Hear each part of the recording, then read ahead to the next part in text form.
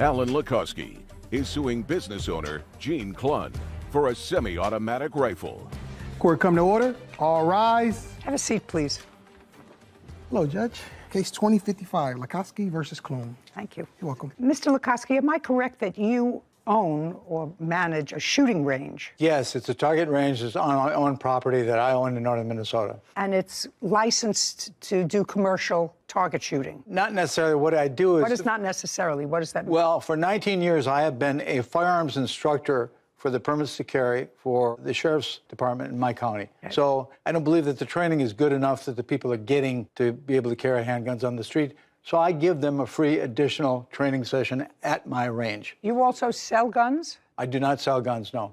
How do you make money, is my question. So I give money by charging people for the class. Well, that's what I'm talking. You charge people Yes. to use, and you don't need a license to run that sort of operation in your county. No, you have to be a registered NRA instructor, which is also, Are you? Yes, I am, ma'am. For how long? Oh, I've been doing this for 19 years. The case is really not very complicated, but let me see if I can break it down to its most basic elements. There was a gentleman who regularly came to your range. Yes. And his first name was? Jim. How long had he been coming to your range? A couple of years at least. And then, according to what you indicate in your complaint, and Mr. Clunn doesn't deny it, he got sick. And according to you, the nature of his illness, you felt prevented him from using a heavier weapon. Yes, ma'am. And so you loaned to him, because of his illness, a rifle. Yes, ma'am. What kind of rifle did you It loan? was a sporting rifle. It was very lightweight. What kind?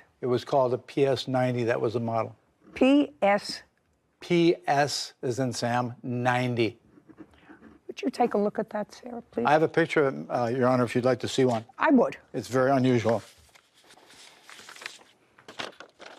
Thank you.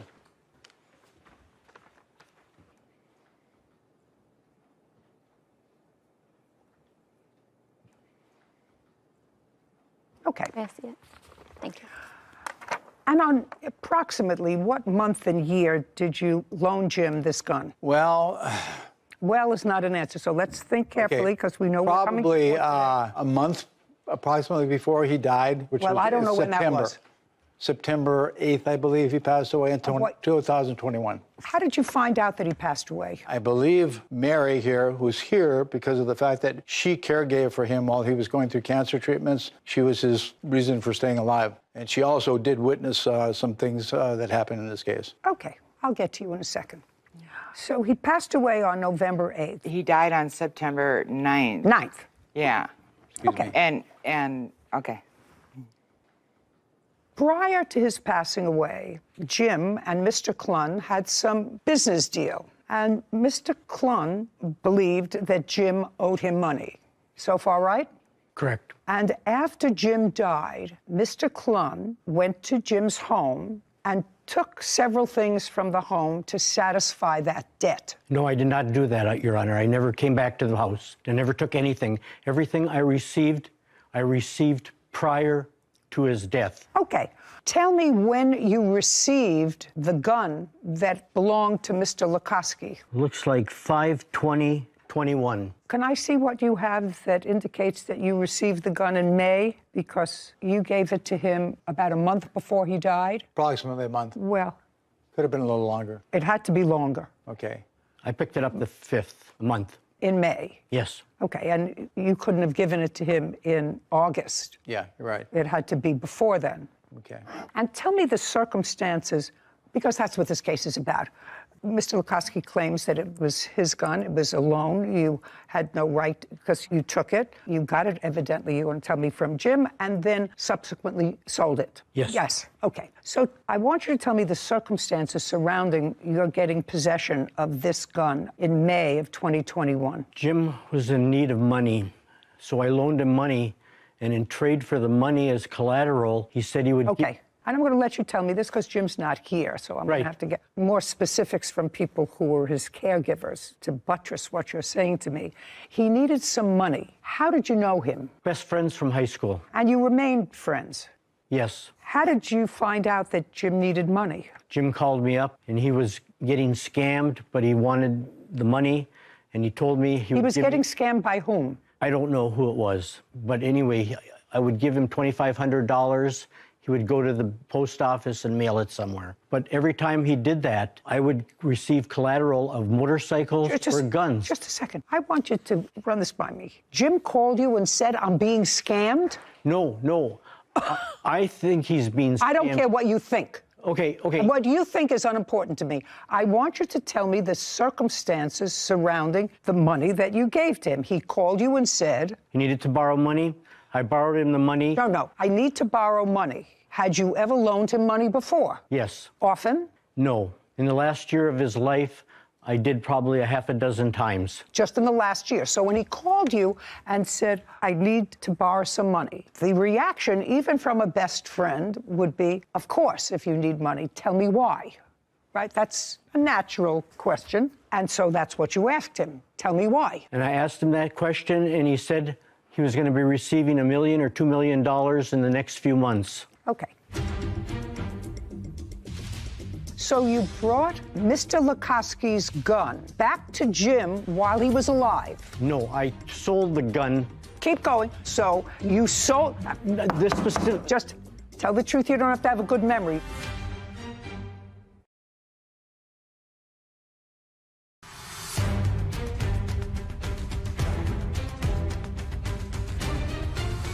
Alan Lukoski claims business owner Gene Clunn owes for a semi-automatic rifle. So did you ask him how? I asked him how, and he said he had it all planned with this guy he was sending the money to. That's all he told you about it? Or did he go into specifics? He did. It had to sound interesting to you, Mr. Clunn, because if my best friend called me and said, I need to borrow some money, and I said, tell me why. And she said, because I'm going to come into $1 million shortly, but I need to borrow money to get it to this guy before I get the $1 million. I would say, explain that to me. And I did. And he said... And he said... He said that he would be receiving money in the next month or 2 months. Mr. Clunn, then you would say, how does that, and can I get in on it? You know, if I'm sending you $2,500, which is what you said you gave him, I would say, oh, gee, $2,500, that's a reasonable investment, and I'm going to get a return on my money of $1 million shortly. I would say, is there any piece of that for me? I didn't question him. He just wanted the money, and he said in return for the money, he would give me the motorcycles and guns as collateral. Okay. May I please see the written agreement that you had? Verbal. So other than you and Jim, nobody knew about this agreement? Not that I'm aware of. Now, when was the first time you gave him money? Looks like May. May? Of 2021. Okay. And when was the last time you gave him money? 7/6/21. Between May of 2021 and the beginning of July, how many times did you give him money? 4 times. And you have that documented with bank records, et cetera? Right here, Your Honor. Okay, great. And tell me how much in total you gave him. $7,500. Kevin, would you bring me the documents that Mr. Clunn is looking at, please? So in total, you gave him $7,500. And in return, according to you, you took possession of how many motorcycles? 3 motorcycles. And they belonged to Jim? And he signed over the titles and everything to me. Well, they were collateral. Right.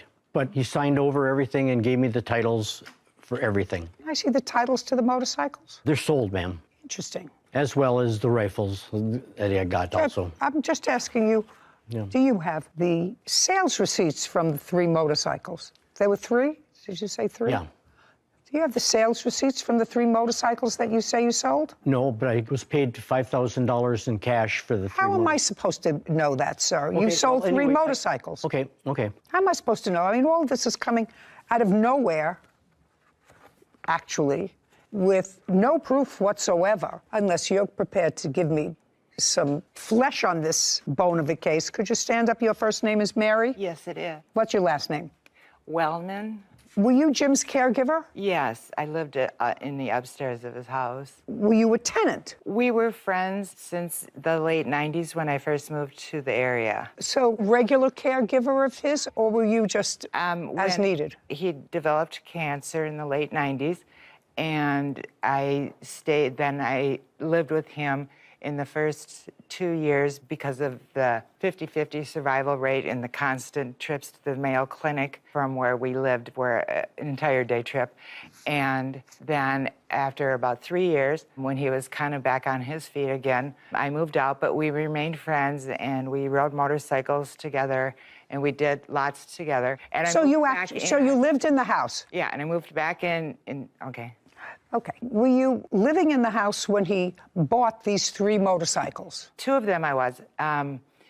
A dual sport that he had changed or upgraded to ride a little bit more rough terrain, possibly into Canada. Okay, just to... Okay, yeah. That That's why I much, recalled much that one. flesh on the bones I don't need. Okay, I'm sorry. Did he buy them new or used? He had bought them used. In approximately what year? Well, would have been during the cancer, and so it approximately 2000 to Okay. 2003. Do you know anything else about his dealings with Mr. I Klum? do know the motorcycles were in the garage when Jim died. No, they weren't. Don't. Okay. Don't speak. How do you know that? Well, I had on and off go out there for things, but then Jim's nephew had come and removed one of the bikes right after Jim had passed away. So the nephew came and removed one. Mm-hmm. But this was after he passed. Yes. What's the nephew's first name? Anthony. Do you know Anthony, Mr. Klun? Yes, I do. Okay. Did you get the motorcycle from Anthony? Nope, I got the motorcycles from Jim, the motorcycles that were left after Jim passed away. Okay. Now you can sit down. Okay. All right, Mr. Klum. Do you have any statements, text messages, or anything else indicating that Jim indicated to you that he could give you as collateral this rifle, other than the fact that he had it in his possession? I got more than one rifle. I have checks that were written out to Jim, and that's what we did. But that doesn't answer my question, Mr. Klun. I don't care how many rifles you had. He only had one that he gave to Jim because it was lighter and easier to shoot. And as his illness progressed, if I'm getting this right, it was hard for him to pick up his own rifle. Now, he may have had more, probably did have more, because you took more than one, right? Correct. Okay. How many rifles did you take? I took 3 rifles, 5 pistols. I had to bring 3 of the rifles back. Where? To Jim to get replacements. The guns that were from Mr. Lukoski. Only one. 3 of them. No, he said he only gave him one. Oh, no, but there was 3 of them. So you brought Mr. Lukoski's gun back to Jim while he was alive. No, I sold the gun. Keep going. You sold... This specific... Just tell the truth. You don't have to have a good memory. If, heaven forbid, something happened to me and my dentist thought that I owed him $25,000, he couldn't come into my house and say, gee, this Ming vase is just going to cover my dental bill. You can't do that. And that's what you did.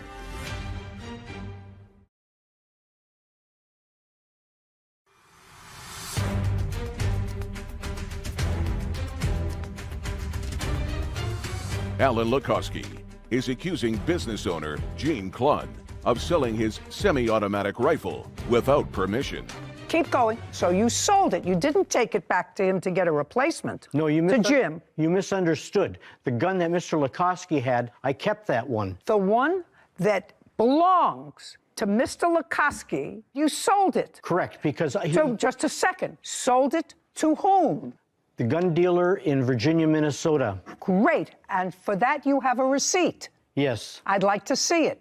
I left it at home. Oh. Your Honor, I have it. Mr. Klun. Oh, Mr. he has it right there. Let Mr. Klun, he doesn't have to prove anything to me. I believe that you resorted to self-help to claim a debt. If it's true, and you did in fact give him money, I actually don't believe that a guy like you would give him all this money without trying to find out what the scam was, or at least tell him, Jim, it sounds to me like you're being scammed. Somebody in Transylvania sent you an email that said a long-distant relative of yours died and left you $1 million. I need $2,500 in order to clear the paperwork to send you $1 million. And I will keep a little piece for myself for finding you. You know how many of those everybody gets?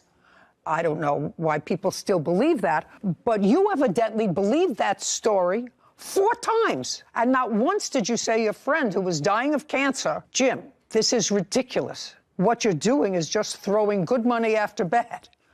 I don't understand why you didn't say that to him, or if you did, you would not have said to him, unless you had something to gain, which clearly you did. You sold the motorcycles. You don't have any proof of what you sold them for. You expect me to take your word for the fact that you sold them for $5,000 in cash without proof. He owed you, if I were to believe you and these checks, $7,500. You sold the motorcycles, you sold guns, but unfortunately, one of the things that you sold belonged to the plaintiff. And when somebody dies, there is an estate. There's a judge who decides what property there is. You know, if heaven forbid something happened to me and my dentist thought that I owed him $25,000, he couldn't come into my house and say, gee, I like this Ming vase. This Ming vase is just going to cover my dental bill. You can't do that. And that's what you did. You sold property. You may have had a claim against his estate if he, in fact, owed you money, and if the estate went to probate. I don't know. Did he own a house? Yes. Yes. Did he have children? No, he left the house to me. Okay. So he had an estate. Clearly, there's money in the estate because he left a house that has some value to someone else. So you cannot, Mr. Klun, resort to self-help. And Mr. Lukoski is going to show me the value of the gun that his... Yes. May I expound just a bit on this gun? I don't care about the manufacturer. I don't care about the gun. I don't care if it's a crown in my mouth. What's the value of the gun? The value of the gun at the time that this man took possession of it. Just give me an answer. It was $3,000. It's gained in value. Okay, well, who cares if it's gained in value, sir? I'd like you to show me where the gun is valued at $3,000. Did you look it up? I did. I have it. It's listed from the same photo. I found the website listed for $2,500. Okay. My law clerk found an ad online. Now you're going to show me what you want to show me, that the value is $3,000. Let me see it, please. May I say something else about this gun? Not until I look at this. I don't know what this is. Immediate checkout credit card. What is this? Look at the very top, please. I see what this is. I want to see what you paid for. This is something that's on sale, starting bid. It's just a typical price of what they sell for on Gunbroker. Okay. $2,500? Yes. Okay. Judgment for the plaintiff in the amount of $2,500. We're finished. Thank you. This court is adjourned. I'm pleased at the outcome because the information needed to be exposed that there was something terribly wrong. Somebody waits for 10 months and finds out his gun is missing. To many different people, and no one had the same answer from him at any time. Something's wrong. I don't think he had a choice. It was the only way he was going to win his case because everything's based on mistruths. I could not get my mind around the defendant to have a friend since high school that you're best friends with, you remained good friends with. If one of my best friends came to me and told me, hi, I just need to borrow $2,500, I'm going to be a millionaire 2 months from now, I'd say, are you crazy? There's so many of these scams going around. I know I've seen your phone sometimes gets tripped up with the scammers and in the middle of the night ringing off the hook. It's unfortunate that people fall for these scams and really send their hard-earned money, sometimes that they don't have, to these scam artists, and they're never going to see it again. And I think that people have to be really vigilant. I know there's been warnings and things like that I've seen more publicized recently about scams and just how detailed and intricate they can seem, but it's really just... I get them all the time, as you said. Yeah. I have to go like this and then delete. Delete. Anton, please answer immediately. Your $3,000 refund is sitting here waiting for you. Non-existent. No, sometimes they leave out Anton. Your $3,000 refund is here. Yeah, gotta be smart. And, you know, Sarah, a couple of years ago, I don't know whether you remember, but I just thought about it. People were calling me and saying to me, Judy, I didn't know that you went into the cosmetics business. Oh, yes, I do remember. And the people who crafted the advertisement, you know, with all kinds of real logos on the top reviews of it. And reviews, and I tried this stuff. And I remember being at the gym working out, and a woman came over to me and said, you know, I bought your cosmetics, and they were really terrible. And they keep sending them to me every month. And probably charging her credit card. Charging her credit card. And I tried every vehicle in the government to try to get somebody to... shut it down. Track it down. And the answer was, they're so smart that they use international. You don't know where they could be. They could be in Closed one Peru, they line. could be in Chile, they could be in Brazil, they can be in Canada. And I know that there are many other celebrities who were caught with the same scam net. But this guy said, my friend Jim Was probably getting scammed. Then why would you provide him the money to get scammed? You're absolutely right. Didn't believe me. No. You're right. Larissa Quella Ehlers is suing business owners Ernie and Sonia Gallego for a refund on custom T-shirts. Court come to order. All rise. Have a seat, please. Case 2014, Quella Ehlers versus Gallegos. Thank you. Welcome. Your last name is Ehlers? Ehlers. Ehlers. Yes. You have a son, I do. and he plays a sport. He does. What kind of a sport does he play? He is in asphalt racing. Is he on a team? We have our own team. It's called Lionheart Racing. And how many people are on the team? He is the sole driver, but we have a pit crew of approximately 8. And he doesn't wear a uniform. When he wears drives. a race suit, yes. He wears a race suit. Correct. So the T-shirts that you ordered from the defendant were for the 8 and crew. It was to sell. My son has a congenital heart defect, and he was treated when he was very young at Chalk Hospital. So we sell shirts to donate the proceeds to Chalk Hospital. To whom? We sell shirts to fans, to the pit crew, to family, friends. Well, pit crew is only 8 people. I assume you give them a shirt. We do. Yeah, of course. So the other ones you sell, if you could sell. How many years have you been selling these shirts? 2 years. And last year, who made the T-shirts for you? A place called Rush Order Tees. Would you look that up, please? Sure. It's an online T-shirt ordering. And when they came last year, how many did you order? We ordered 200 last year. How many did you sell? We sold all of them. And how much were they? A piece They were $25 a piece. to make. To make 13, I believe. So you were able to give a lot of money that year to your favorite charity. Correct. Why didn't you go back to Rush Order Tees this year? Sonia, the defendant. No, I'm asking you, were satisfied with your product? I was. And I was actually in the process of getting ready to place a new order when I received a call at my office asking if I would be interested in placing an order with their company that was a local company. And who did you get that call from? Sonia. That's you. Yes. How did you get the plaintiff's number? I was making calls to local businesses listed as members of the Placentia City Chamber of Commerce. Her place of business, Impact Properties, came up as a member, and I made a call, and she was the one that answered the phone. And what did you say to her?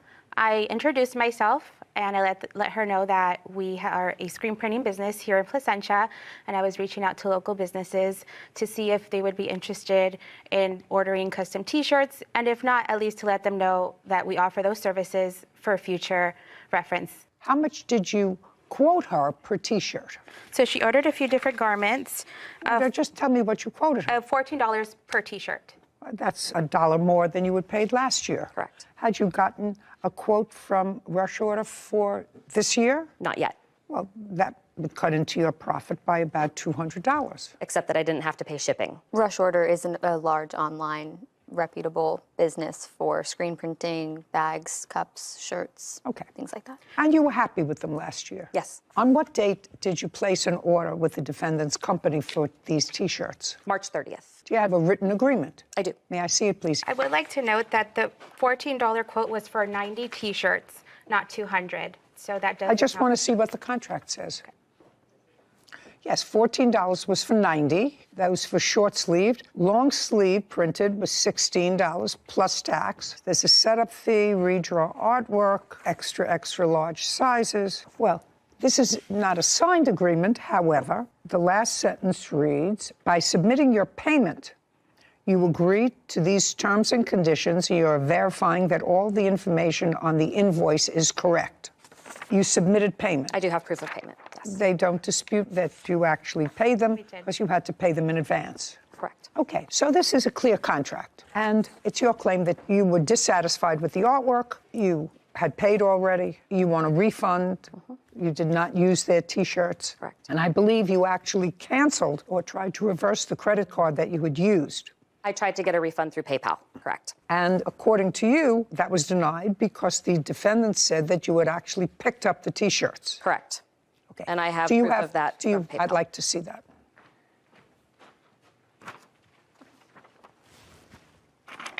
The incorrect logo was used.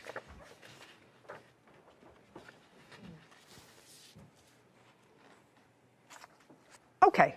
Before I get into the substantive part of it, whether or not you like the artwork or not, who was contacted by PayPal? Which one of you? That would be, he handled the PayPal claim. I took care of PayPal. You took the call from PayPal? Yes. When you had communication with PayPal, do you have any proof, written proof of your communication, or did you just speak to PayPal verbally on the phone? Both. We talked on the phone, and we also, PayPal documents our conversations via email through the website. Did you tell PayPal that the plaintiff had picked up the merchandise? Yes. Well, that's not true. It is true. She picked up the merchandise. No. I don't believe that, sir. I believe she was dissatisfied with the merchandise. But unless you can prove to me that she picked up the merchandise, I don't believe that. Okay. Because she may be a tough cookie, and she may have gotten crazed with you and said miserable things about you in her review, but she would not be here today if she picked up the merchandise. Her event was the next day. The day she picked them up, it was the day before her event. Who gave it to her? We gave it to her. Not we. No, not we. Who gave it to her? I gave it to her. You're asking me a question, sir. You're asking me a question. Her order was... Just a second. Mm-hmm. You have a business? Yes. You're in a building. Is there a reception area in the building? Yes. Did you tell PayPal that they were picked up from the reception area in the building?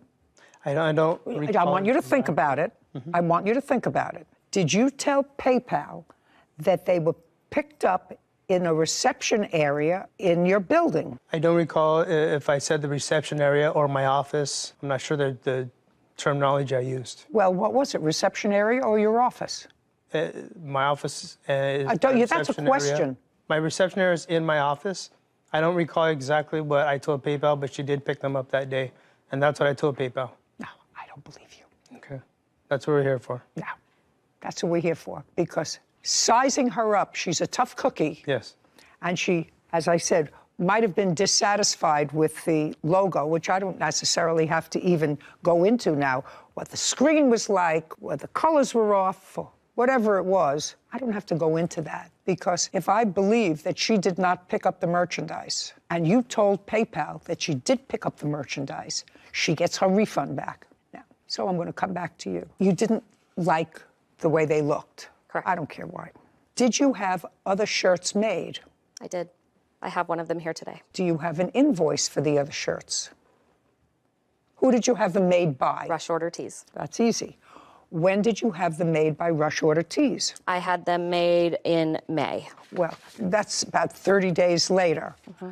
And did you sell them? Yes, we did. Okay. Pull up an order from your phone for Rush Order Tees, please. While you're looking at it, just tell me, how much did you pay for them from Rush Order Tees, and how many did you order? It was just slightly over $2,000. I believe we ordered 110 T-shirts. Okay. And you got them sometime in May? Correct. I'm sorry, that was April 26th was the exact date. May I see it, please? There's my order.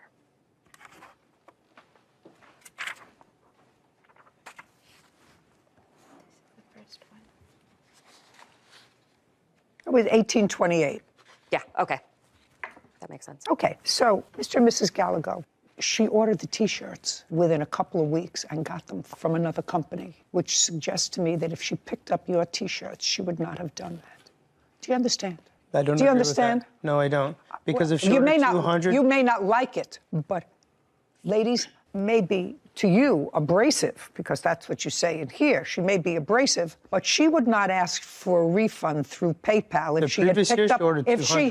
If she had picked up the merchandise, she would not have done that. The previous year she ordered 200, and this year she ordered 100 from me, 100 from them, which same is consistent, 200 shirts. I can answer to that if you'd like.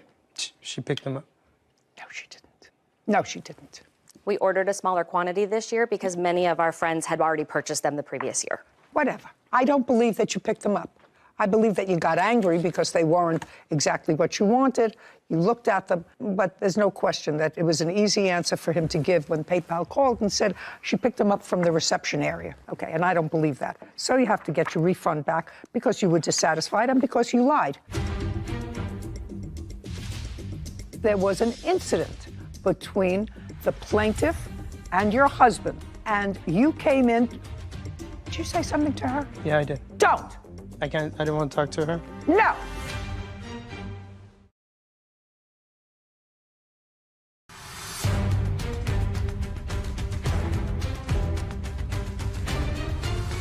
Larissa Kuala-Ehlers claims business owners Ernie and Sonia Gallego owe for a refund on custom T-shirts. Ernie and Sonia are countersuing for defamation. Now, That doesn't justify. What? We did do all the work. The printing is the very last part of the order. We did the graphic work. We printed samples. We went above and beyond to try to make her happy, and she was completely unreasonable. There was listen, I said to you, Yeah. she may be a completely unreasonable customer. Right. That's possible. Fortunately, I don't have to go into that because the reason your husband gave PayPal for not giving her a refund was because she took the merchandise. And I don't believe that. I believe she may have been, in your eyes, a totally unreasonable customer. And if your husband had said to PayPal, we were ready, willing, and able. We fulfilled our contract to the letter, and we could just not satisfy this lady. The merchandise is here, ready to be picked up. It was always ready to be picked up. He didn't. He told them she got it, and that was not true. And that, Miss Gallego, is why she gets her refund back. Her event was the day before. We were on a crucial deadline. We have our employees working overtime, getting her job done. We have receipts of all the items that were printed, that were ordered. She came in the day before her event, picked up what we had completed. I had completed approximately 72 shirts. She took one box out of 2 that day. She was going to come back for the rest. She left with what she had for her event. She even posted pictures on social media of our shirts.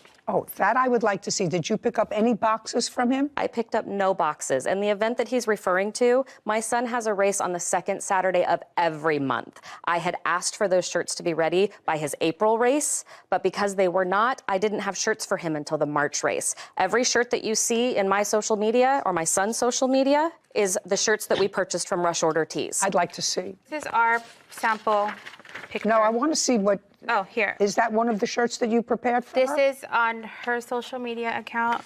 And then this is also just the graphic work that we did on her social media page. Which as well. social media account? I'll find out.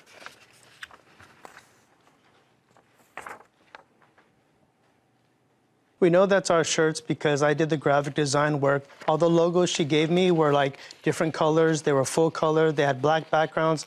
I revised, redrew everything, and converted them all to white. Just 1 second. I did the graphic work, and they're all in PNG form, so all you have to do is change them If to she white. did the graphic work, then why would she pay us to do the graphic work? And I have an email printout of the graphic she submitted to us. Is not print ready. Oh, I don't care about that. I'm not getting into those weeds. I have copies of all of the JPEGs. According to you, Yes. I'm going to go back. He said that there were 2 boxes ready. There were 2 boxes ready. There's 2 boxes ready, but that wasn't all the shirts. There was 2 boxes. The 2 boxes were not all the shirts. How many shirts were in a box? 72. So what you're telling me is that she picked up 72 shirts. Yes. Okay. Go back and tell me. Just refresh my recollection as to what he said about the 2 boxes of shirts. Well, we had 2 boxes of shirts ready. I didn't pick up a thing. They wouldn't even let me take a sample. She took 1 box out of 2 that day. She was going to come back for the rest. Were there only 2 boxes or were there more than 2 boxes? 2 boxes. Did you tell PayPal that she did not take half of the merchandise? I told PayPal that we filled 72 pieces when I talked to him on the phone. That's not what PayPal said to her, sir. That's not what PayPal said. I'm not sure what PayPal said to her. PayPal said that the merchandise was delivered to you. Exactly and you did not what? return, and it was not returned. But that's not true. Exactly what Only I'm testifying here is what I told PayPal. Well, then why wouldn't PayPal say to her, look, we don't know what the dispute is all about, color and everything else, but you're entitled to half your deposit back if you told her you only delivered half the merchandise. The thing is, 100% of the shirts, there's 3 locations, a front, back, and a sleeve. Listen. We have everything's 100%, the sleeves are done. The 72 were printed 100%. We just had 29 shirts remaining, 28 shirts remaining. I don't believe you, Mr. Gallego. She gets her deposit back. Now we're going to get to your counterclaim. Counterclaim is for $5,000 for defamation. So I'd like to see how she defamed you. So Larissa posted a negative review on Yelp, which She's allowed to do. She's allowed to. However, she's not allowed to say that my husband lunged at her and was aggressive. That's a... I'd like to see it. Here you And go. then I'll ask her about it. And I've also included other reviews from other businesses that she's dealt with where it has the same MO. I spoke to another business owner. Did Miss Gallagher call you on your cell phone the day afterwards to apologize for her husband's behavior? She called me that afternoon. On your cell phone? I believe it was on my cell phone, yes. And this happened on April 26th of 2022? It happened on No. April 8th. Okay, so that would be in your phone log. Should be, if I still have it. While she's looking, Miss Gallagher, after this incident, when she came in and had this acrimonious discussion with your husband, which is evidenced in this review, did you call Miss Ehlers? I Did you call her? I did call her. Okay. Yes, I And did. that because that she can prove that you called her. Yes. Now, after this screaming match that she had with your husband, where she left your premises, It wasn't she a said screaming just match. It she was- said that you came down for whatever reason. I'm just asking you things that can be proven. Right. What can be proven is after she stormed out that day, you called her the next day. I want to know what you're claiming you said to her the next day. I gave her a call to smooth the situation over. Just tell me what you said to her the next day. Hello, it's me from $5 school teas. It's Sonia. Okay. What did you say to her? Be careful. I don't remember word for word, but what I do remember saying is that I apologize for how everything played out. Okay. Okay, because there was an incident between the plaintiff and your husband. Yes. And you came in. Did you say something to her? Yeah, I did. Don't. I didn't want to talk to her. No. I think you got into a screaming match with her, and I think that your wife intervened that day, which is why she called her the next day to try to smooth things over. I know that's what you think. This is not a That's not actually tea happened, dance. though. This is not a tea dance.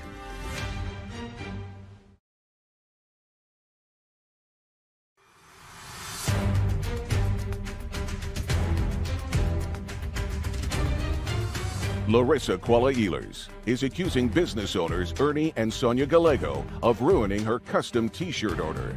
Ernie and Sonia say Larissa left a negative review and defamed them.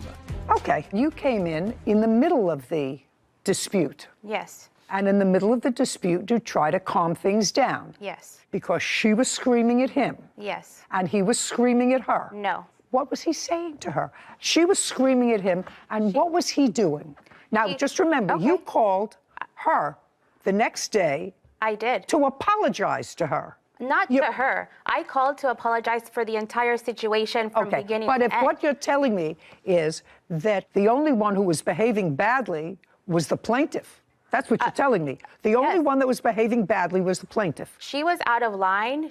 There's no question. There's no question. Actually, she acknowledges in this review. But that's not the worst part of it. She acknowledges in this review that she was out of line in screaming. Yes. And that's what you came into. Yes.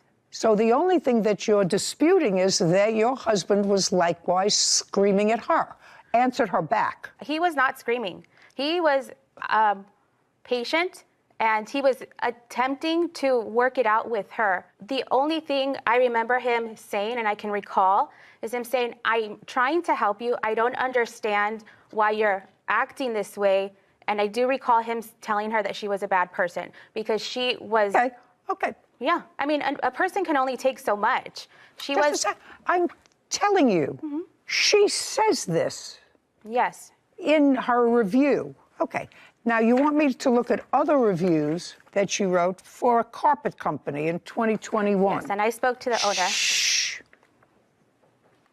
Okay, first she complained about a carpet company and the horrible service. They laughed at her and disrespected her. Okay. And then, that was in 2021.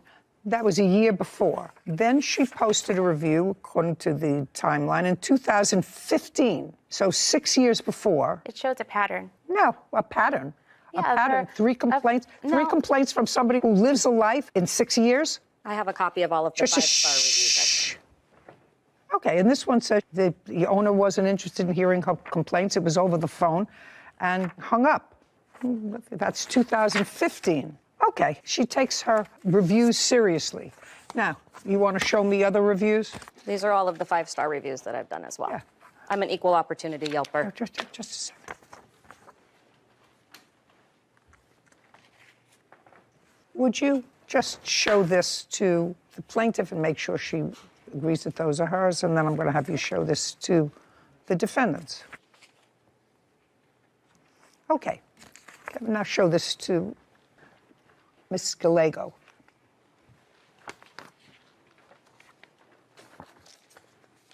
All you have to do is look at them quickly. Yeah. Well, no, just a second. Yeah. You didn't look at them. Oh, I was reading. Okay. You don't have to read the whole thing. These are 5-star reviews. Yes. Count how many she did.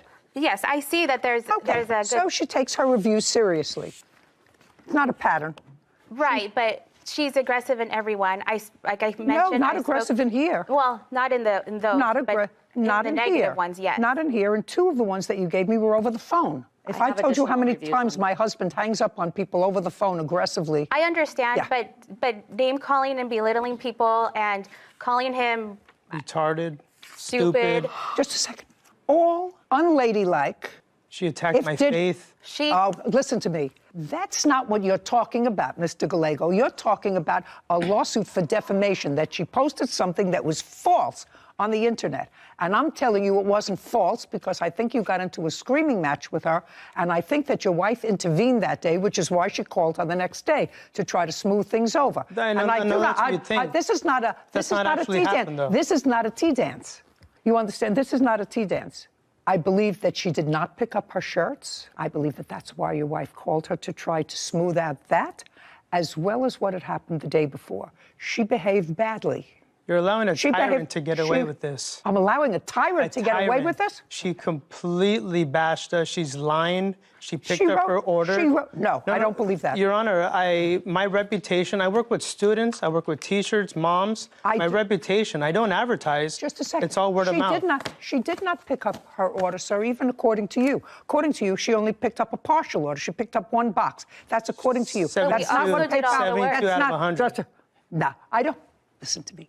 So what you're saying is there were 2 boxes, not in half. The orders were not in half. You filled up 1 box and only there was a little bit of merchandise left in the second box. Back for, yes. Yeah, I don't believe you, sir. Because she gets her refund. She gets her refund. $16.93. What about Judgment for all the the work that plaintiff. Counterclaims dismissed. We are done here. This court is adjourned. She completely dismissed the way she treated us. She absolutely made the right decision. I've never dealt with a customer like this in my 25-year history. I went well above and beyond. They're angry with me because I didn't like their work product. Our work speaks for itself. Our history speaks for itself. We have clients that have been with us for years, and we'll just continue doing what we're doing. You always get what you pay for. Make sure you're looking out for where you're doing business. I really believe that she got aggressive with him when she went to pick up those T-shirts. She acknowledges she got aggressive with him. She says in her Yelp review, sorry to say that she became angry and agitated and started screaming at him, which she doesn't have to tolerate. I do believe that his wife intervened, as she said in her Yelp review, that his wife came in saying to his wife, I'm talking to her, not to you.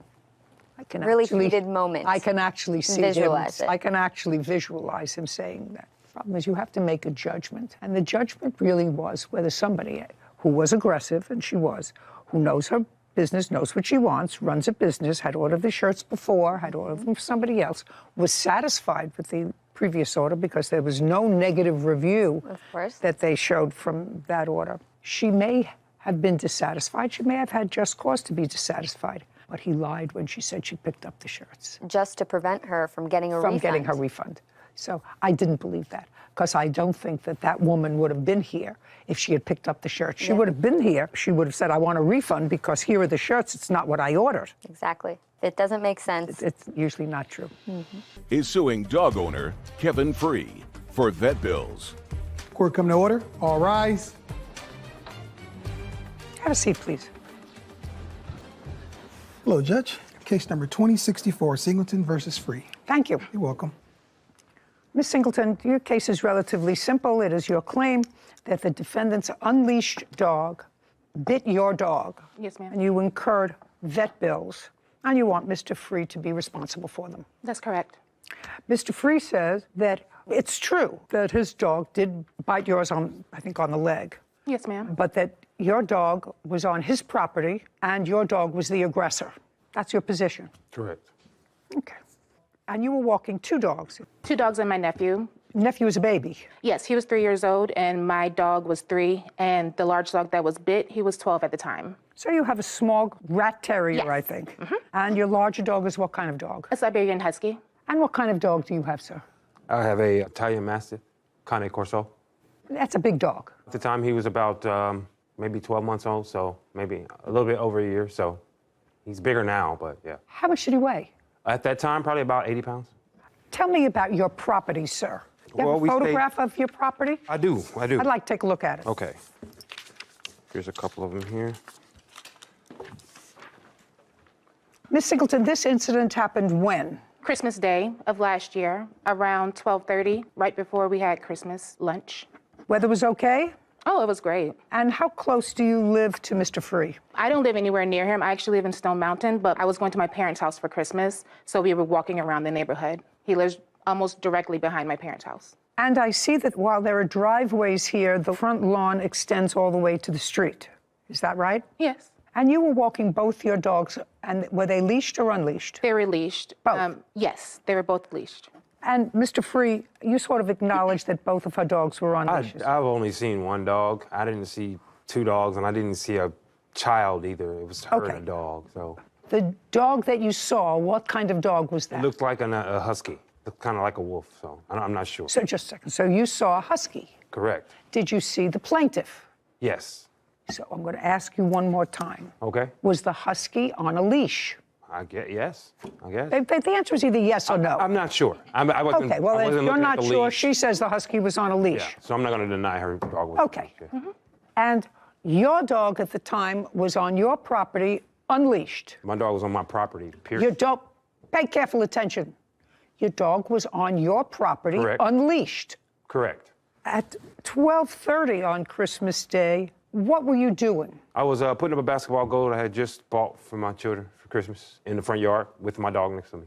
Okay. What I want you to do is this a picture of your house? That's a picture of my house from the other side of the street, correct? That's fine. This is a picture of Yes. your house. Yes, it is. The answer is yes. Kevin, what I'd like you to do is take this photograph to Mr. Free. I want him to take a Sharpie. Do we have a Sharpie? Something. Okay. A pen. You have a pen? Yes, ma'am. And tell him to make a circle where he was and an X where he saw for the first time Miss Singleton and her dog. X where you were, just Okay. where you were. You personally. Okay. And put a circle the place where you saw Miss Singleton for the first time.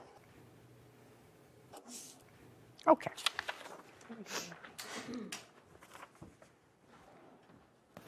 So you were in the front yard. Correct. And that looks about 30 feet away from where you saw Miss Singleton for the first time. If that. From here to here. I'll say about 20 feet. You know. It's not as big as it looks on that picture. It's a pretty small yard. I would say it's about 30 feet from where you put the X. Yeah, sure. It's all the way past the house. You're at the one side of the driveway. You have an entranceway to your house. Correct. And then you have, is this front a living room? Yes, it is. A living room, which is past that. And where you made a circle, which is a very large circle, is probably 10 feet away from the edge of the house. Yes, that's where I know. So I said it's about 30 feet away. Okay. And now I want you to put, can I have your pink Sharpie, please? Thank you very much. I want you to use this and put in this picture where your dog was at 12:30. To get your understanding, you want 12:30. I want you to put a mark where your dog was immediately before you saw Miss Singleton and her immediately dog. before. Thank you. You're not going to be able to see. Okay, great.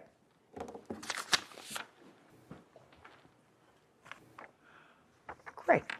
So your dog, according to you, was right next to you about 30 feet away from where Miss Singleton was when you saw her. To be honest with her you, dog. he kind of moves around the yard. He doesn't sit still very much, so. Well, you understand, Mr. Free, that even if your dog is on your property, you're supposed to maintain control of your dog all the time. And which I You do. understand that? Yes, I do. You understand that? Yeah. So if your dog is able to run 30 feet without being connected to you, He didn't run. just walk, cha-cha, tap dance, pirouetted, however he got there, your dog got 30 feet away from where you were. Correct. Your 80-pound dog. Ultimately, her case comes down to she was walking her leashed dog. I haven't figured out whose fault it is yet.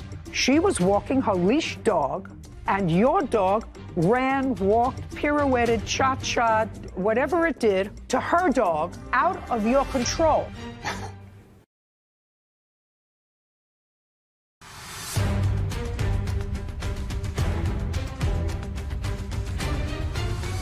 Christine Singleton claims dog owner Kevin Free owes for vet bills from a dog fight.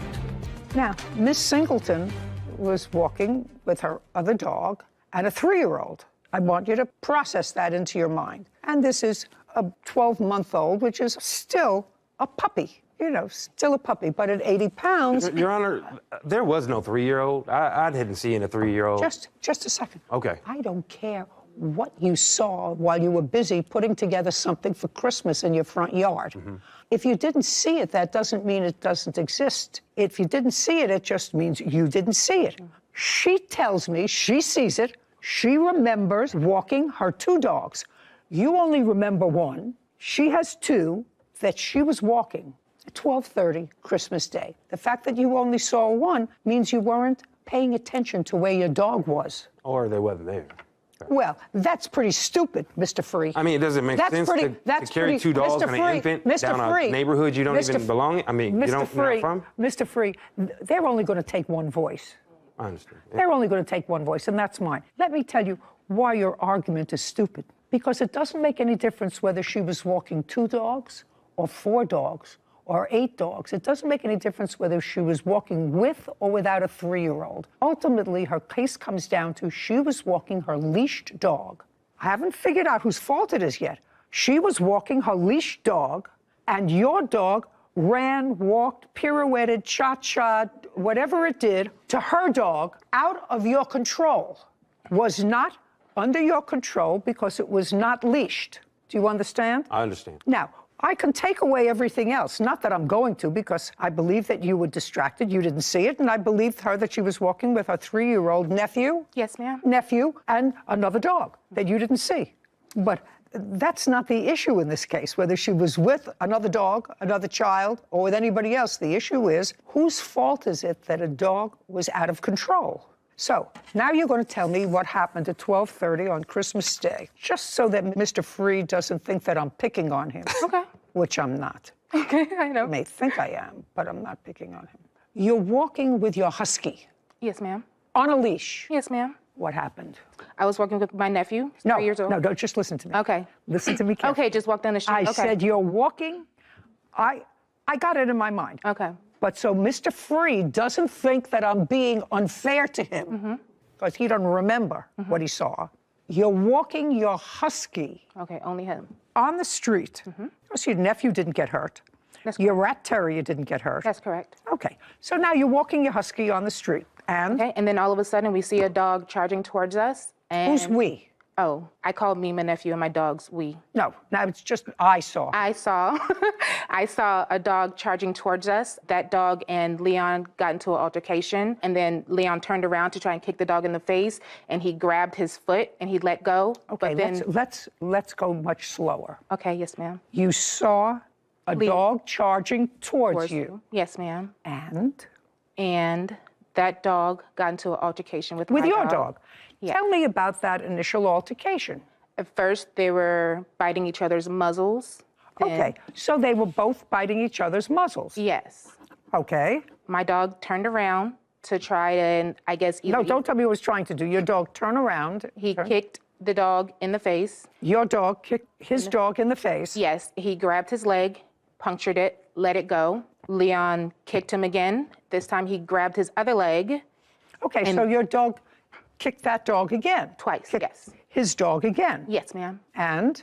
That dog that time grabbed his leg, had a good hold, and shook it immediately. And then that's when I knew his leg was broken. No, don't show me pictures. Okay. First I have to find whose fault it is before I look at pictures and vet bills. Okay. Okay, now, when you saw his dog charging towards you, and your dog's name is Leon? Yes, ma'am. On a leash? Yes, ma'am. On a leash. But it's a big dog. Yes, ma'am. How much does it weigh? Leon, 75 pounds. So about the same as the defendant's dog? Yes. And it's a senior dog? Yes, that is correct. Has your dog ever had a history with another dog? I want to say it again. Has your dog ever had a history of an altercation with another dog? No, ma'am. Has your dog ever had a history of an altercation with another person? No, ma'am. And I assume if I asked you those questions, you would give me what answer, sir? I would say no. You would say no because? Because my dog has never had any problems with any dogs. With any dog? Any dogs, person. Any other person? Correct. So you would acknowledge, Miss Singleton, that I'm going to show you this photograph of Mr. Free's house. And what I'd like you to do is show me where, according to you, let's get her a different color pen. Do we have a different, well, we have, that's This is blue. Okay. I'd like you to make a P, to just put a P where the dogs first made contact. Okay. Okay. It's not on this photo. Is it on this photo? Do you have a photo? I do have a photo. Yeah, I'd like to see it. Yeah. Would you please make This is his home, and this is where it happened, right underneath the tree. Put a P there. Okay.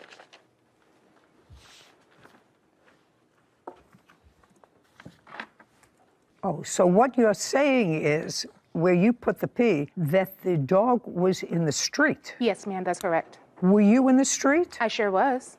I would like you to put a D in this picture where you say, did you see Mr. Free?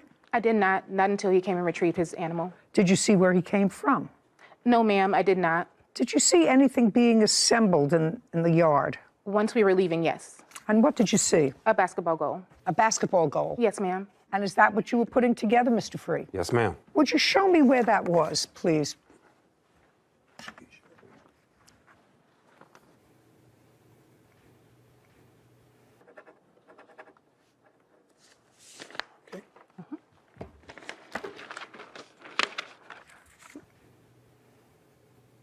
It was here. Yes, ma'am. Okay. Now, Mr. Free, you're putting something together. The first thing you hear is a kerfuffle, some sort of a... No. What do you hear? Dogs are animals. They're not as smart as you are. But when your dog charged out into the street, it could just as easily have gotten hit by a car. That would have been your fault. Your dog was out in a public street outside of your control, and it's a big dog, and you should be more careful.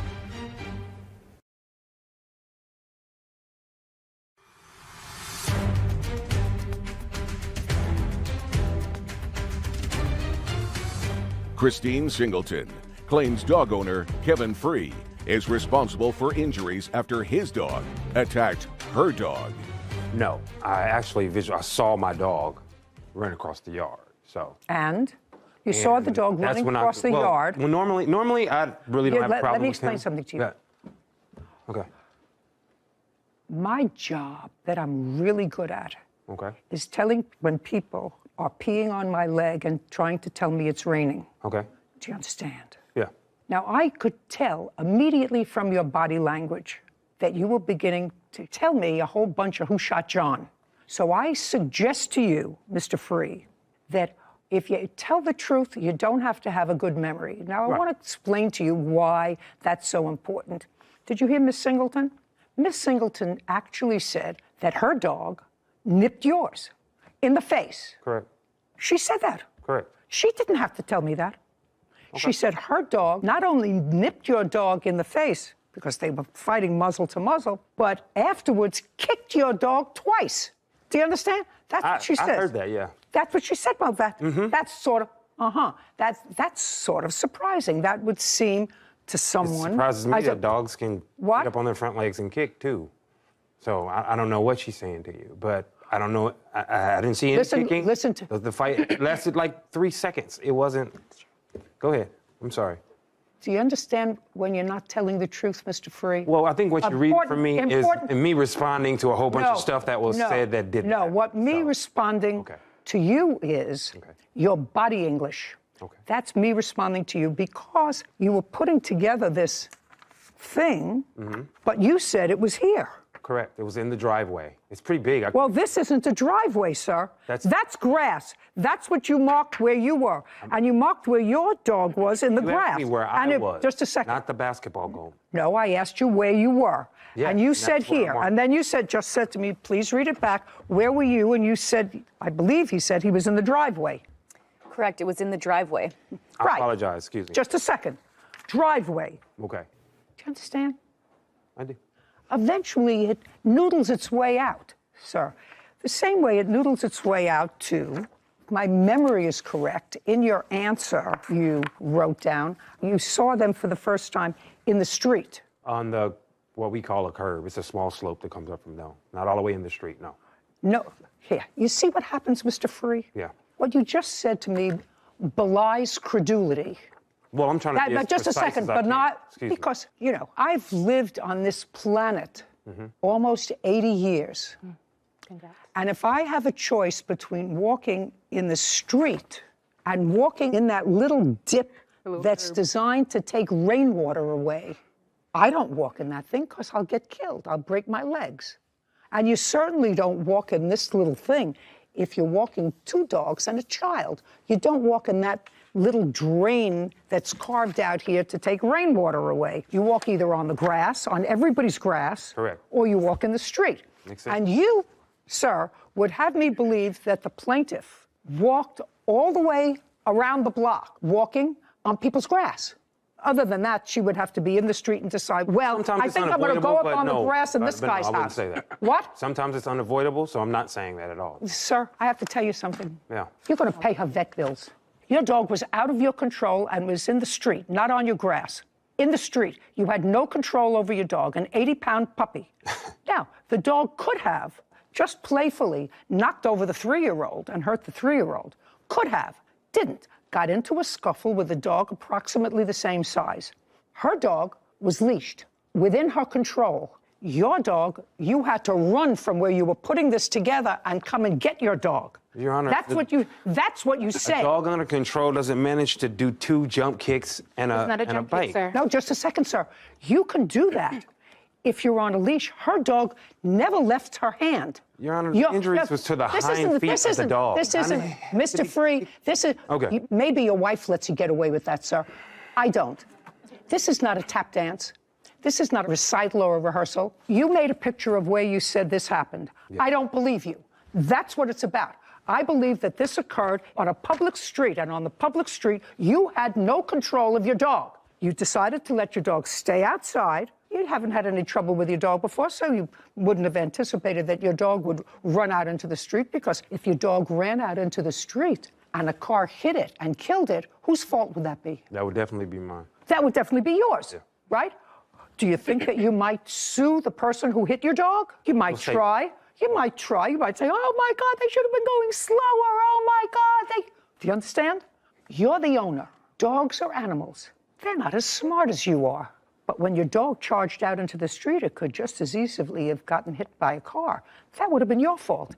But under those circumstances, you would have said it's the car's fault. Your dog was out in a public street outside of your control, and it's a big dog, and you should be more careful. If you want to keep your dog outside while you're putting something together and keep the dog on your property, put down a stake, put the dog on a lead, and let the dog stay outside with you. But if you let a 12-month-old, 80-pound dog run loose and it runs into the street, you, sir, are responsible for the consequences. What was your vet bill? It was $1,832.64. Judgment for the plaintiff. We're finished. Thank you. This court is adjourned. I don't think that I was 100% responsible. I'm glad it was swift and easy, honestly. From my perspective, it lasted for about 3 seconds. I was trying to fight with this man for a while. I'm glad it's over. Might have happened in that 3 seconds, but it was too fast for my eyes. Honestly, it was kind of traumatizing, especially since I had a 3-year-old with me, and I had to quickly think and just pick him up before the dog got him. I think they just fought and my dog won. Bring the Judy Justice, baby. I watch the show. I know how she gets down, you know? So, as you know, we have 2 large, pretty docile golden retrievers at home that are now 8 and 12 years old. But even when we have family that comes over, or friends with little children that are curious, that like to come up and pull on the ears a little or play with them, you have to be careful. They're 80 and 90-pound dogs. We've never once had a problem with either of them. But you just never know. You can't control a dog that's 90 pounds, but they're just big. They could knock them over by accident with their tail, just so excited. Yeah, so you have to be careful. You have a responsibility when you have a big dog. 100%. Girl Kaya Eliasoff and Brandon Blanchard are suing Brandon's father, William Blanchard, for unpaid wages, property damage, and stolen belongings. Court come to order. All rise. Have a seat, everyone. Hello, Gus. Case number 2028, Eliasoff Blanchard versus Blanchard. Thank you, Kevin. Welcome. Eliasoff, Yes, ma'am. that's you. How old are you? 19, almost 20. 19. Yes, ma'am. What do you do? I am a server Since when? as of June of this year. This is your boyfriend? A fiance, yes, ma'am. Fiance. And how long has he been your fiance? For over a year. What does he do for a living? He is currently unemployed. When was the last time he had a job? That was about a year ago. What kind of work did he do a year ago? Warehouse work. Is there any reason that he hasn't worked in a year? He has concussions and back injuries. And From what? From car accidents. Does he currently have any lawsuits pending with regard to those accidents? No, ma'am. So the accidents were your fault? No, they were the other people's faults. The other people had no Sorry, the other person didn't have insurance at the time. So later on, he ended up stating that he did have insurance and got out of the ticket.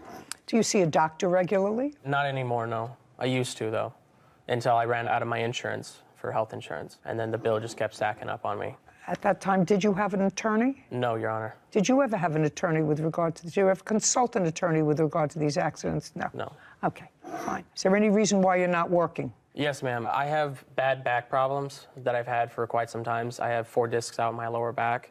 I also have knee injuries, shoulder injuries. I was pushing my body more than I should have been. I was over 300 pounds working in a heated environment, working every day. And I dropped all the weight, and then I ended up hurting myself even further from there. And then my doctor told me not to do anything over 20 pounds, so I went against her rules, and I did it anyways, and I kept injuring myself. What kind of work does your father do? He works as a U-Haul business associate and mechanic as well. When did you live with your father? I lived with my father in January, I believe it was 8th. January of what year? Of 2022, sorry. After you have been disabled all this time because of all the heavy work? Yes. Let me give a general outline of what this case is about. Yes, ma'am. You and your fiancé were living where? We were living with my father. No, before you lived with your father. My father. Her father. In what state? Wyoming. There come a time when your father either said it's enough or you decided that you were no longer happy in Wyoming? It was a conflict with his girlfriend that came about. Whatever it was. If it was a conflict with his girlfriend, your father told you to skedaddle. Yeah. Yes, ma'am. And you called your father. No, I didn't call my father. Who did? My father called me. You mean just out of the blue? Yeah, he does it at random once in a while. He just called you at about the same time that your fiancé's father told you to get out. Yes, is what I believe. Anyways, I've had a few concussions, Your Honor, and I don't remember a lot. Okay, we're going to get there. In any event, you had a discussion with your father that you didn't have a place to live, you didn't have a job, she didn't have a job, you had no money. Her father was kicking you out of the house, and he drove cross-country to get you. Yes, ma'am. In what month? It was in January. January of 2022. Yes, ma'am. How many miles did he drive to come and get you? I think 1,000 miles, maybe. Each way? Each way, probably about 2,000 total, something like that. Okay, so he drove 2,000 miles to come and get you. Yes, ma'am. And then he brought you back to his house. Yes, ma'am. And you weren't working. Yes, ma'am. And the girlfriend wasn't working. Yes, ma'am. Okay, so if you weren't working, the girlfriend wasn't working, you had no money, so your father was taking care of your expenses. Yes, ma'am. Okay, good. And now you're suing him. And you're suing him for a host of things, which I'm going to give you a relatively short time to tell me about. But one of the things that your girlfriend, fiancé says is that your father owes you for wages because you worked for him. Yes, ma'am. Doing what? I was doing U-Haul work, basically. What is U-Haul work? Oh, sorry. I'll explain. Sorry, ma'am. Basically, what we do... Not basically. I don't want to hear basically. Sorry. I want to hear what you were doing. I would hook up U-Hauls. I would also clean and inspect all the vehicles. Just a second. Hook up the U-Hauls. Hook up the U-Hauls. Clean and inspect them. Clean and inspect them. What does it involve in cleaning them? Basically spraying down. Not basically. Sorry, ma'am. Sorry. We spray down all the. Not we. You. Yeah. Sorry. I spray down every single surface of the innards of the vehicle. Basically, the steering wheel, the floor plates, the radio, everything. And when you hook them up, explain how you hook something up. How I hook something up is just backing up, lining up with. So you'd have to drive. Yes, ma'am. And you're driving a car and backing up. Yes, ma'am. And so you're using a rear view mirror? Yes. And yourself. You're looking to see where you're backing up because you have to use both. Yes, ma'am. Okay, and then you hook them. Well, what else did you do for your father? I also did paperwork for him, doing like inventory stocks and stuff like that. Terrific. Basically. Not basically. I don't want to hear basically. Basically is a filler word. Sorry, ma'am. What else was I doing? I would sweep, clean up his shop. I would do a lot of things. Okay, all while you were unable to do anything else. Yes, ma'am. I would. Just a second. What were you saying? After your back issues, after your concussions, after whatever other injuries that you had from working someplace. By the way, you don't have a lawsuit pending against anybody, do you? No, ma'am. So it's just a question of fetching, other than maybe trying to collect a disability somewhere along the line from the federal government. You were able to hook up U-Hauls, clean them and sanitize them, sweep out the premises, do paperwork, but you can't work. I mean, because part of the lawsuit is about all this work that you did, but all while you're telling me that you're unemployable because of all the injuries that you had. Yes, ma'am. Yeah. Okie dokie. You understand how ridiculous that sounds to me. Yes. I only had one other case in my recent memory that sounded anywhere familiar to this story, and that was a man that was also receiving disability because he had a bad back. He was the plaintiff in a lawsuit suing someone because he had built them an outdoor patio deck alone. Alone. And he wasn't paid the $6,000 for it. But he had been collecting disability for a back ailment for 31 years from the federal government. That sound odd to you? Yeah. Well, doesn't it sound odd to you that you're able to put hookups together and sweep and everything else, but you can't say, do you want a hamburger with your fries or fries with a burger? Yes, ma'am. That sounds peculiar to you. Right. So I don't want to hear about work. Okay, that's the first thing. And you lived in your father's house for how long, by the way? I think we only lived there for the first month, and then we ended up getting moved out to a camper for like the last bit of the, I think, 2 months that we were there. I don't know what you're suing for. You want to tell me? I don't want to see any pictures of what? Of the truck? The parts that were missing. I don't care. I don't care. After 2 weeks, he could burn that truck. It's on his property without his permission. Let's go. And later today. That you said perfectly. I would ask her for $50 or $100, and she would lend me that. Is that the word she used? She would lend me money and vice versa. Thank you.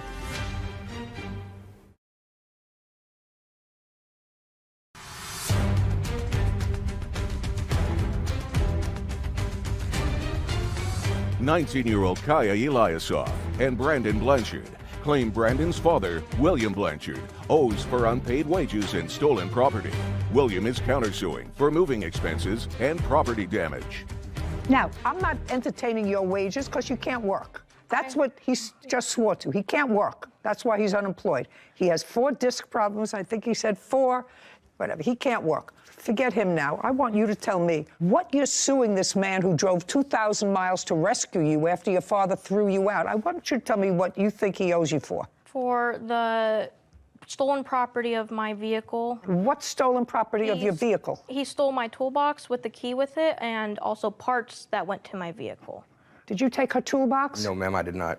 Next. What's next? Whenever I confronted him about it. About what? About the toolbox when we went to go get my truck, then he would say what he just said, that he never took it. But when I asked him where did the key go for it, he denied he would just ignore that fact. Well, it's not a fact. It's not a fact unless you can prove that he took your property. You said he just said to you, I don't have your toolbox. But my vehicle was on his property, in his possession. Okay, and that's what you have. Your vehicle, while you were living there, was on his property, and therefore he's responsible for the toolbox. Yes, ma'am. When he kicked us out and then told us to come back for the truck, he was going to give us 2 weeks to have it towed.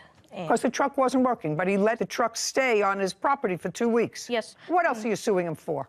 Just for the repairs on the vehicle. On what vehicle? On my truck. That whenever I went to go get the truck off his property after that 2 weeks, that's when the toolbox was missing, and I also looked under the hood, and there was wires hanging out, and those wires, I do have pictures. Just a second. Let me ask you this question. You said, you said he gave you 2 weeks to come and get your truck off his property. Mm-hmm. The truck was inoperable when you left it on his property. Mm-hmm. Wasn't running. No, ma'am. That's right. You did not come to get it off his property in 2 weeks. You came after the 2 weeks. Yes, ma'am. How much after the 2 weeks? I think just like a couple days after. We came back on April 23rd, and we left the property April 6th. So it was after the 2 weeks? Yes, ma'am. Anything else? Yes, Your Honor. Well, let's get there fast, because I'm quickly losing patience with 2 ingrates. Here's the pictures. I don't want to see any pictures of what? Of the truck? The parts that were missing. I don't care. I don't care. After 2 weeks, he could burn that truck. It's on his property without his permission. Let's go. Move on. Your father came 2,000 miles to get you. He fed you for a month. He kept a roof over your head for a month. In return, you're suing him for nonsense. Let us move on. Yes, Your Honor. Anything else? No, Your Honor. Very good. Okay. Now, Mr. Blanchard. Yes, ma'am. You have a countersuit that actually you wouldn't have brought now because you didn't have an agreement with your son and his fiancée when you went to get him. How many children do you have? 8 altogether.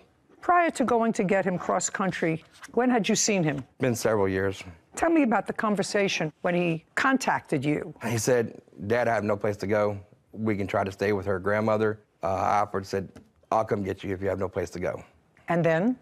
Within a week, I dropped everything to go get him. Now, when your son and his fiancée came to you, sir, did you put him to work in your business? Yes, ma'am. And how long was he in your business? Altogether, maybe less than 90 days.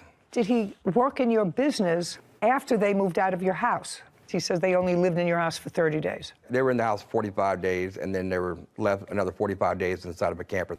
Can you tell me why they moved into a camper? There was a chance of my daughter coming home, and they were living in her room at the time. And so I wanted to make sure they still had something, so I put them into a camper. Camper on your property? Yes, Your Honor. What kind of camper? Small camper. It had So a they shower. used the inside of the house to shower and Yes, Your Honor. stuff, but they slept in the camper? Yes, Your Honor. All true? Yes, ma'am. Yes, ma'am. And he paid for the camper, he paid for the electricity, water, et cetera, when you were now. She wasn't working. Did he also pay for the food? Did you eat in the house or did you eat in the camper? No, ma'am. We were getting food stamps. So we paid for our own food, and we also helped them with their food as well. Why were you getting food stamps? For the short bit of time, because he recommended to get on food stamps. Had you been on food stamps when you lived in Wyoming? No, ma'am. Okay, how did you support yourself there? I was working at the time. And what about him? Driving company, basically, we go around, pick up food from places and So you were able to drive? Yes. Oh. For only a little bit. With all those injuries? Amazing. Okay. I would like you to testify, sir, now to the conversation that you had with your son with regard to compensation for coming to pick him up in Wyoming. Be very careful what you say to me. I told my son before I picked him up, I said, you need to pay me back for this trip. Did you tell him what for the trip? I mean, Yes, your for all time? expenses.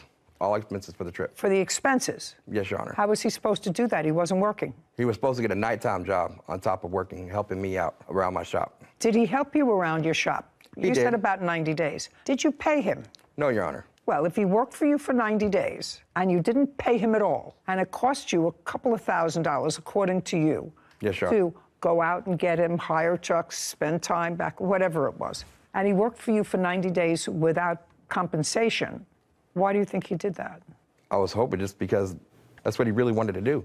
No good deed goes unpunished. You went and you got him, and now they're suing you, but their case is dismissed. They have no case against you. It's all a bunch of nonsense and ridiculous. But likewise, sir, your counterclaim is for the expenses that you incurred in going to pick them up. I don't actually think that there was an agreement to pay you back for your expenses. But even if there was an agreement to pay you back for your expenses, the fact that he worked for 90 days without any compensation, I think, more than compensates you for that. As a result of that, your counterclaim as well is dismissed. We're finished here. This court is adjourned. You try to do your best for your kids whenever you can. This is no different. It's been very difficult growing up. I hope he gets his life together. I don't want anything to do with him. I'll always be there for him. It's time to cut the strings. I'm done with him. That young man sounded as if he was intelligent. That doesn't mean he was smart. That means he was intelligent. Because at age 19 or 20 to have already figured out that you can't work because you have a bad back unless you really have to work. If you really have to work, then you can work for your father. That's a bad mindset for a very young person. That means that your life is really going nowhere. You're not preparing yourself to do anything. And to take it a step further and to sue the only person that was there for you in a time when you needed them. No good deed goes unpunished. Case number 2059, Dobson versus Jones, Poindexter. All parties, please step forward. Clarissa Dobson is suing her sister-in-law, Kenesha Jones Poindexter, for a trip and wedding expenses. Miss Dobson, I assume this is your brother. Yes, it is, Your Honor. And this is his wife. That is correct. They're newly married. That's correct. When were they married? June of 2021, June 26th. Were you at the wedding? Yes, I was. I was in the wedding. Wedding at your house? Wedding was at my home. This is the unfortunate circumstance that I read in your papers, which I hope to be able to resolve quickly. You've known the defendant for many, many years. Yes, that's correct. She became engaged too when she was getting married, and they were planning a wedding, according to you. And Miss Poindexter, according to you, asked you to lay out certain monies for her for the wedding. That's correct. They were married. It was a joyous day, I gather. And then you asked her for the money back. Yes, that's correct. And she said, I never agreed to pay you any money. We're family. I've done things for you. You've done things for me. There was never an agreement for me to pay you. And your brother, he said, leave me out of this. Yep. I don't want to get involved with this. You two ladies take care of it. That's exactly what he said. Okay, well, it seems like a family matter, then more like a court matter. I don't see stupid written over here. No. If somebody doesn't have $50 and you think I believe that you relied on her statement that I'm going to pay you for this trip that your brother is going on too, I don't believe it.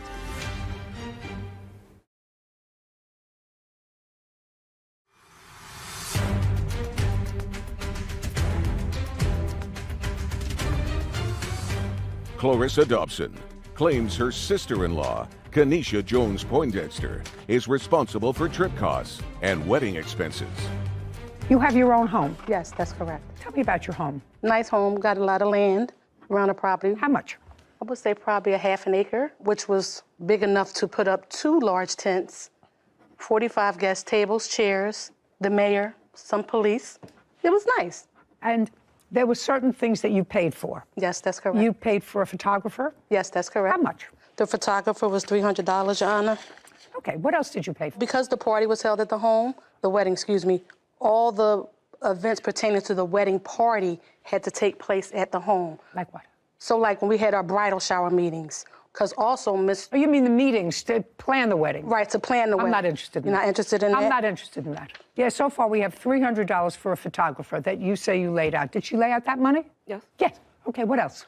Her rides back and forth. I'm not interested in her rides back. Well, how was she going to get this? She's in Philadelphia. I'm in New Jersey. $300 for a photographer. What else? And just money she asked to borrow for the most part throughout the wedding. Just a second. So we have... How much and when? So far, $300 for a photographer. So on January 20th, Your Honor, we have $150. For what? She didn't say what it was for. It was for the wedding, though, because I have it here. Everything wedding is here. Well, did she ask you for this $150 on the phone, in person? She asked for it, like, over the phone, but then I sent the money, too. So anything that I sent to her, I always sent to her through Cash App because she's in Philadelphia, no car. Okay. Then let me ask Miss Poindexter. Miss Poindexter, there would be no other reason for Miss Dobson to send money to you through a Cash App during the wedding period other than for the wedding. Would that be accurate? Not in January, Your Honor. We didn't start planning our wedding until 90 days before June. So anything that happened in January had nothing to do with my wedding. Okay. Do you have Cash App statements before January? I have nothing before January. She has nothing before. I have everything Only from after. January on. Only after. So that would be for the wedding.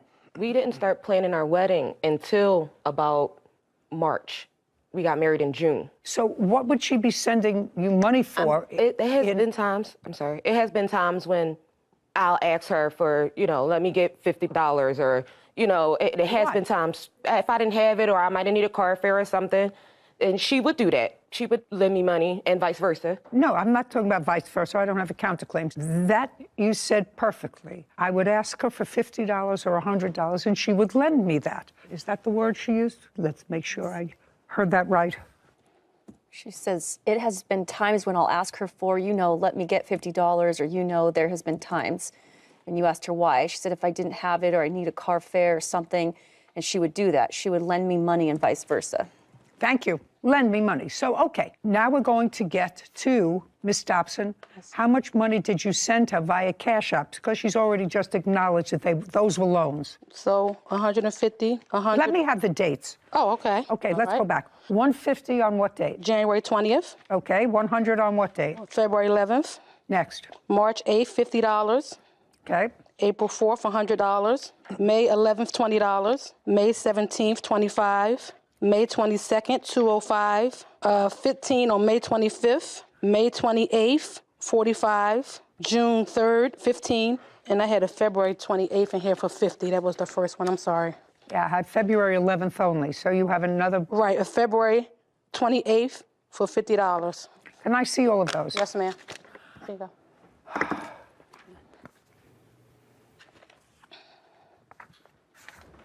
Okay. Sarah Rose, would you fix that up for me? Okay, and you, based upon the read back and based upon what I thought I heard, anytime she sent you money, it was because you ran out of money, you were in a bind, and she loaned you the money. That's what was here. Okay. You have $775. $775. Has she paid you back any of that money? No, Your Honor. Okay. Now, the photographer. I want you to tell me how it came about that you paid the photographer. Because Ms. Jones / Poindexter was waiting on unemployment to hit. And I'm not saying she wasn't trying to get the money up, because she was. But when the time came, this photographer guy needed to get paid, she didn't have the money. Want to tell me about the photographer? Yes, the photographer, I believe I was short like $300 some odd, and Clarissa did put the rest of the money. Why didn't you pay her the $775? I don't believe I owe Clarissa. Well, you just told her that she loaned you the money when you were short, and she wired it to you or did whatever they do in a Cash App. I don't understand all of that. You said it was a loan. Is there any reason why you didn't pay her back? No. Okay. So far I have $775 and $300. Next. Okay, so now we have the trip. They are the godparents of my twins. Yeah, Anna, we were inseparable. Okay, So, they're the godparents of your twins, your twins. came time for their birthday. She said Month and year. April of last year, 2021. Okay, April of 2021. Right. So in the process of planning the twins' birthday, Miss Jones Poindexter said, oh, I would like to go. I'm just waiting on the unemployment, pandemic money, all that to hit. When it came time to go, they didn't have the money. You're talking about the defendant and your brother. Yeah. They both went. Right. So just a second. They both went. They both went. That's correct. And what kind of work does your brother do? He was a chef at the time. So he was working. Yes. And she wasn't working. Yes. Can I say something? You can say whatever you want to say. You know where I'm going, don't you? I know where you're going. Okay. Like I said, we were inseparable, right? I don't care. I don't care about the social aspect of this. Okay, but certain things she just didn't want to let him know she was doing, because at the end of the day, she thought she was going to get this money. Miss Dobson, I don't care whether you say she didn't know what she was doing. You were already in a place where on January 20th, she didn't have $150, so you sent it to her. On February 11th, she didn't have $100, you sent it to her. On March 8th, she didn't have $50. You had to send it to her. So I don't see stupid written over here. No. If somebody doesn't have $50 and you think I believe that you relied on her statement that I'm going to pay you for this trip that your brother is going on too because his godchildren are celebrating a birthday, I don't believe it. So let's just forget a trip. $775 is what she says she owes you because she says it was a loan. $300 for the photographer. You have the pictures? Yes, ma'am. And I don't hear anything from you suggesting to me that this $300 was a gift. I honestly did believe that she was doing it for our wedding. Okay, good. 1075, judgment for the plaintiff. Thank you very much. So, Your Honor, what This court is adjourned. That's it. It's just a sad situation.